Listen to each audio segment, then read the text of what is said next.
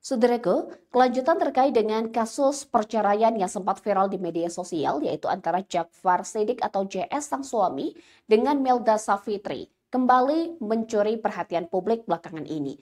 Ya, di mana informasi terkait dengan status ASN sang suami Melda Savitri kembali dipertanyakan. Ya, terbaru, saudaraku, menurut informasi yang didapatkan bahwa pemerintah Kabupaten Aceh Singkil hingga saat ini belum mengambil keputusan apapun terkait dengan status ASN Jakfar Siddiq atau sang suami Melda Savitri.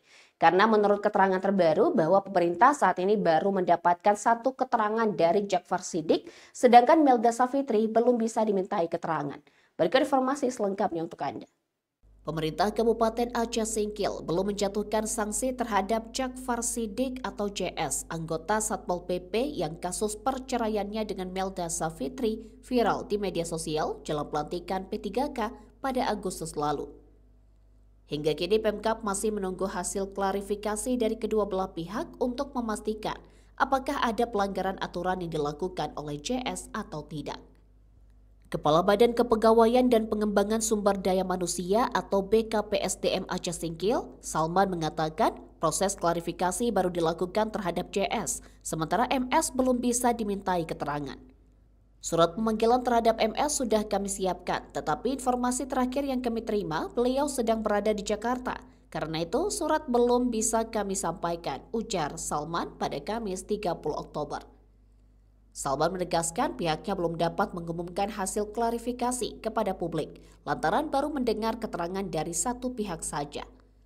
Sebelumnya, Bupati Aceh Singkil Safriyadi Oyon menegaskan bahwa belum ada keputusan atau sanksi apapun yang dijatuhkan terhadap JS.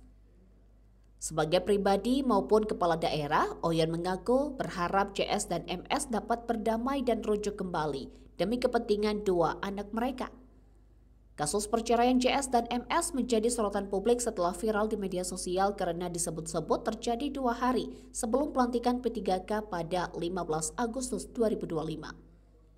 Banyak warganet menilai perpisahan itu berkaitan dengan status baru JS sebagai pegawai pemerintah. Namun dalam unggahan di akun media sosialnya, JS menegaskan bahwa perceraian tersebut murni karena alasan pribadi, bukan karena jabatan atau status pekerjaan.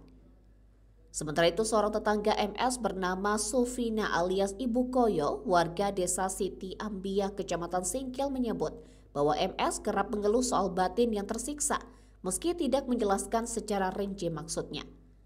Kasus ini masih terus ditangani oleh BKP SDM Aceh Singkil untuk memastikan tidak ada pelanggaran disiplin atau etika ASN dalam peristiwa tersebut.